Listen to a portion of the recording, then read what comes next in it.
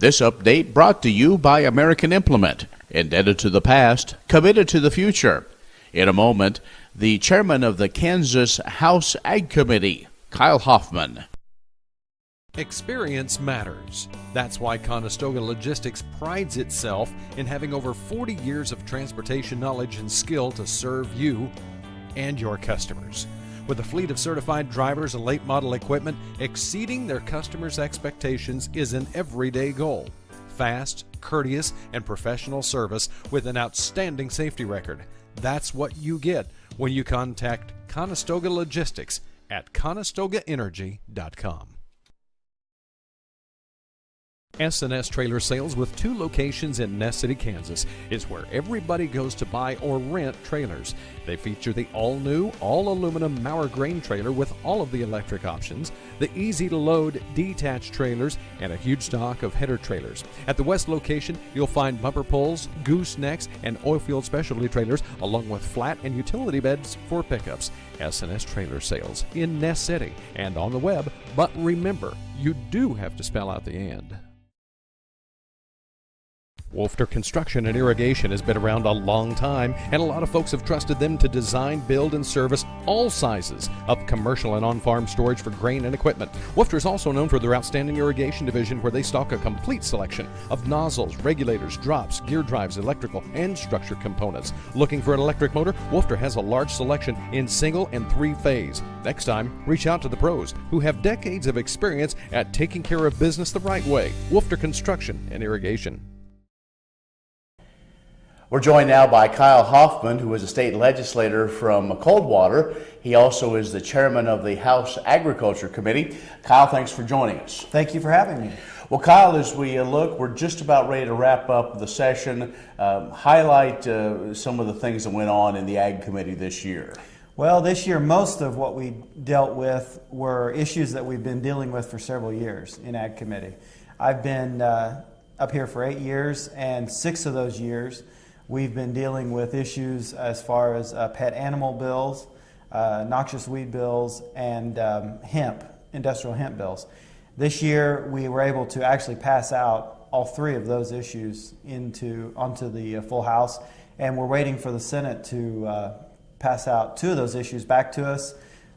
In the next couple of days, we hopefully will be passing out the industrial hemp bill on the House floor, and then we'll go to conference. And I feel pretty confident that we'll get that bill taken care of, and also the pet animal bill. Been a lot of education when it comes to hemp. A lot of folks really have had to learn the distinction between marijuana and industrial hemp. Yeah, I'm actually one of them that if you'd have talked to me 4 or 5 years ago, I would have been totally against it. And I probably actually have voted against it a few times on the floor when it's come up. I've learned a lot over the last several years about industrial hemp. I am not totally convinced that it's the great commodity that we're all hoping that it's going to be, but this bill will start that research, and I hope it is. I hope it ends up being a great alternative to wheat in some areas of the state. And we want to remind folks, this is more of a research. This isn't just Kansas allowing hemp to grow everywhere. Right. Under federal law, the 2014 Farm Bill, we are allowed, the state's allowed to do an industrial hemp research project. And so this is a very narrowly written bill that will allow the Kansas Department of Agriculture to do this sort of a research project, or they can also go with K-State or Pittsburgh State or Fort Hays State, and they can do the research, and the department will oversee that. So I anticipate that really a lot of the work will start next year in the research part of it. Okay, that'll be a story that will continue to develop. Yeah. It's Kyle Hoffman, who is the chairman of the Kansas House Ag Committee. Stay with us, we'll have more coming up. Would you like to see something done about high gas prices and low unemployment? Western Place Energy in Campus, Kansas is doing something about it. They're a proud part of Growth Energy, America's ethanol supporters, and they employ 38 people and will be adding more following the expansion. Ethanol fuel not only reduces the cost of regular gasoline, it's good for the environment and keeps money right here in the United States while supporting local rural jobs. Western Plains Energy, doing something for the future. Day and night till the job is done. Teeter is the one that works for you. Fields of green reaching toward the sun. Teeter is the one that works for you. Teeter is the one. Teeter is the one that works for you. Teeter Irrigation, your source for water management.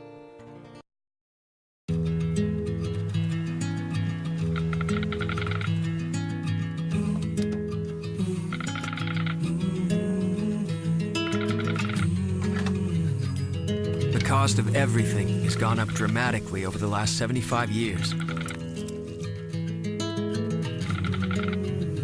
With one exception: keeping electricity affordable. Wheatland Electric, delivering energy for life, your Touchstone Energy Cooperative.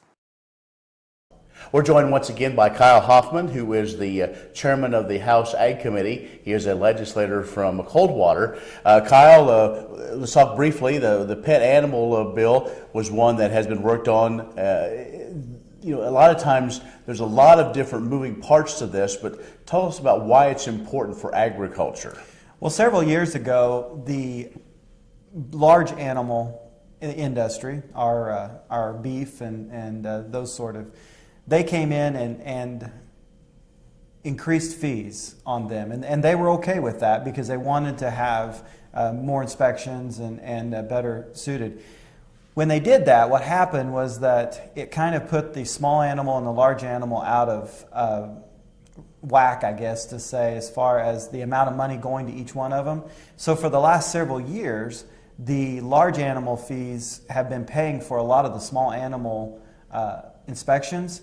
And so over the last several years, we've been trying our best to remedy that. And unfortunately, every time we do, a lot of policy comes in, and we get a lot of pushback from groups like HSUS. And for production agriculture, that's not good to bring in HSUS. And so that has been the issue that we have tried to remedy the fees, but yet not to get HSUS terribly involved in it. And I'm hoping this year that we've done that. I think that if we're able to get the fees in line, then the Department of Agriculture could do some more things like hire a additional brand inspector, which they have found that there's a lot of cattle that's being rustled that in the past has really not been known because of we didn't have a good brand inspection program. Those are some of the things.